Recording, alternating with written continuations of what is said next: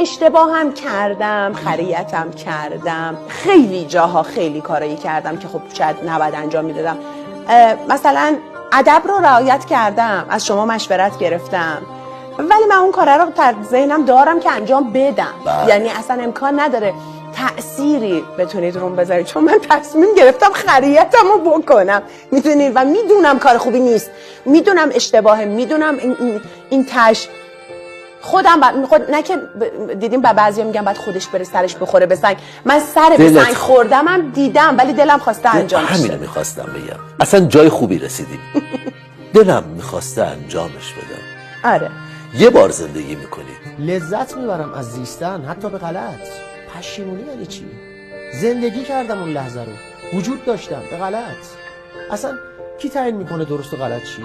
پشیمونی برای چی؟ برای اینکه زنده بودم، یا اصلا یه فیلم بد بازی کردم، یا فیلم خوب بازی کردم، یا اینکه یه رفتارم در جامعه غلط بوده؟